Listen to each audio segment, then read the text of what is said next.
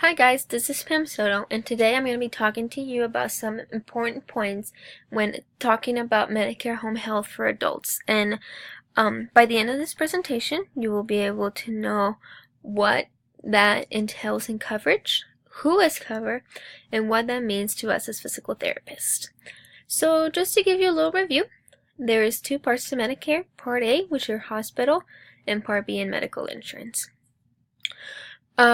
What does it cover? And when I say what does it cover, I'm talking about what does it cover in terms of home health. So it covers intermittent skilled nursing care, physical therapy, speech language pathology care, and continuing occupational therapy care. So, who is covered under this plan? Anyone with a Part A and Part B. What we're going to be talking about mainly here is Part B because that's who covers our services.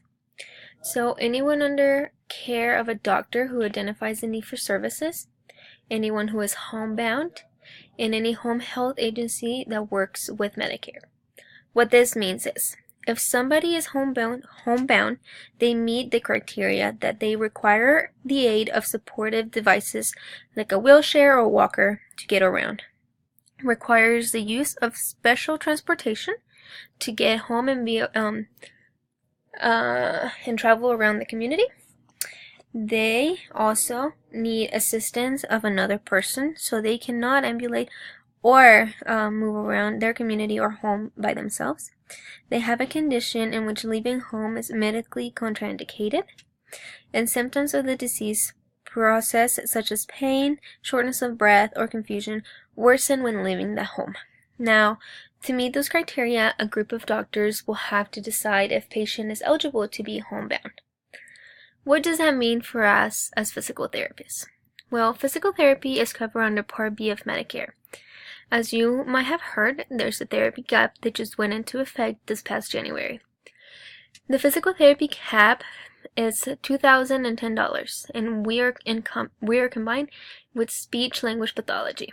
As you might have known, this is pretty important for physical therapists, and you might have seen the hashtag Stop the Cap. There's a lot of people in the APTA organization that are working really hard to make sure that we advocate for our patients. The cap can have exceptions. The exception threshold for 2018 is $3,700, still in combination with speech and language pathology. What that means is that in combination with them, we only have $3,700 more to spend. The process of applying for an exception is a rigorous one. Physical therapists and patients must provide proof that the patients need the extra services. Not an easy task. Which this brings me to a very important point. Our biggest, if not one of the biggest, if not the biggest points of home health through the Medicare Part B is patient advocate.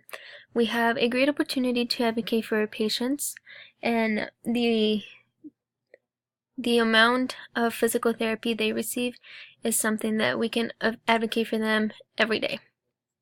Our biggest goal with this population is to increase a sustained self-care and home independence. Most patients have a group of doctors, OTs, nurses, speech and language specialists, and you hope that there will be a group of friends and family that will come and help. As we look forward to helping and being in home health, it is important to realize that there's a lot that is covered in the umbrella of what a PT can do for a patient. Mainly, continue to have independence around the home. This means patient being able to bathe, being able to change, being able to cook for themselves, and what that entails as physical therapists. I think the biggest point I got away from learning about this setting is that it is a setting in which we can build a very close relationship with our patients and help them get through stuff. And even if they are not able to leave home and might not able to do it ever again, we can increase their quality of life by making sure that their home is a safe place in which they can move around and always feel safe to be around. I also think it is it's such an incredible opportunity to advocate for our patients in this setting and to realize that our cap could be actually extended if we just look for our resources and make sure that we are always advocating for our patients. If you have any questions, there are some references on the corner of my presentation. I would also love to receive any messages and questions if you have. Thank you for your time.